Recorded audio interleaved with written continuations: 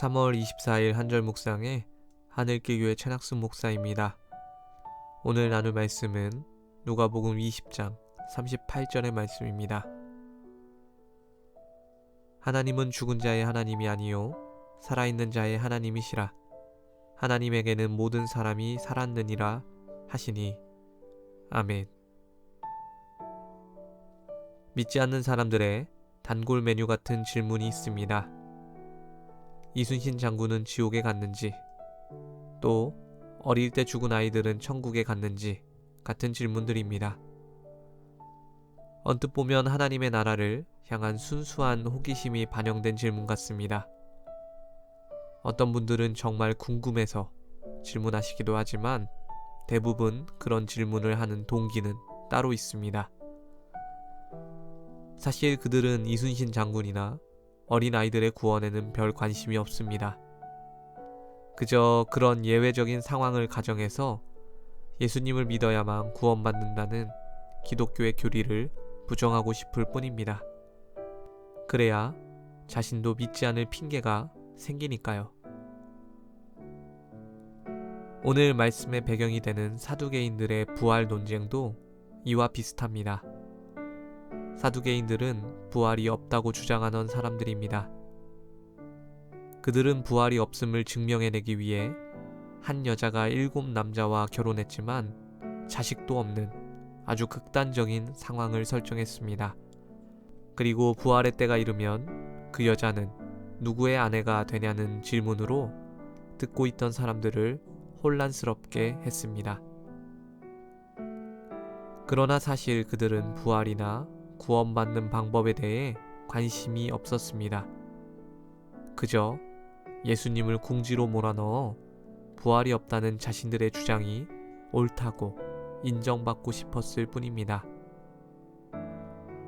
예수님께서는 그런 그들의 속내를 아시고 모세를 인용하여 대답하셨습니다.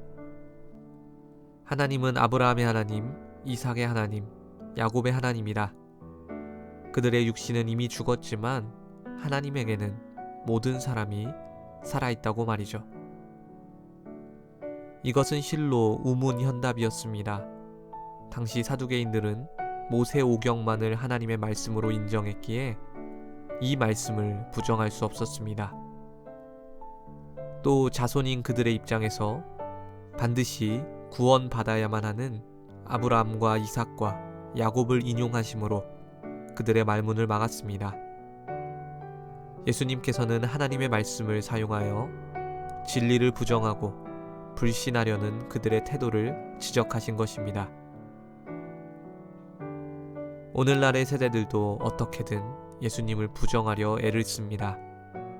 여러 가지 극단적인 상황을 설정하고 그래서 기독교가 진리가 될 수 없다고 주장합니다.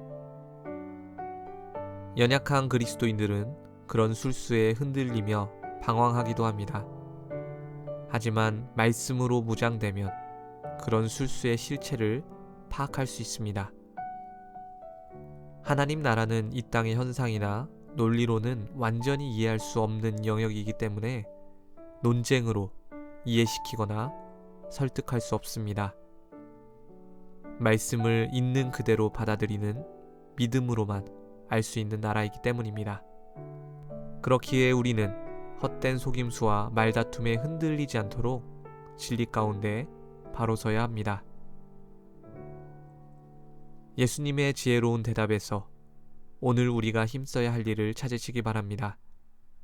하나님의 말씀으로 사두개인들의 입을 막으셨던 그분을 따르는 우리들은 더욱 말씀에 열심을 내어야 합니다. 바쁜 일상 속에 놓아버린 말씀이 있다면 다시 시작하시기 바랍니다.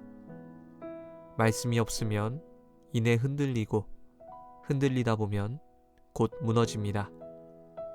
오늘 하루 하나님의 말씀을 더욱 가까이 하심으로 견고하게 세워져가는 저 여러분들 되시길 주님의 이름으로 축원합니다. 기도하겠습니다. 그렇습니다. 주님, 저희가 말씀을 붙들지 않고 어떻게 흔들리지 않으며 살 수 있겠습니까? 세상은 우리를 끊임없이 공격하지만 우리는 말씀의 검을 취함으로 이겨나가겠습니다. 오늘 하루 말씀을 더욱 가까이 하게 하시고 예수님처럼 말씀으로 무장하여 세상의 공격에 이겨낼 수 있는 자들 되게 하여 주시옵소서. 게으르고 연약한 성정에 지지 않게 하시고 오직 주님만 바라볼 수 있는 귀하고 복된 하루 되게 하여 주시옵소서. 감사드립니다. 이 모든 말씀 우리 주 예수 그리스도의 이름으로 기도드렸습니다. 아멘. 오늘도 말씀으로 승리하시길 축복합니다. 함께 해주셔서 감사합니다.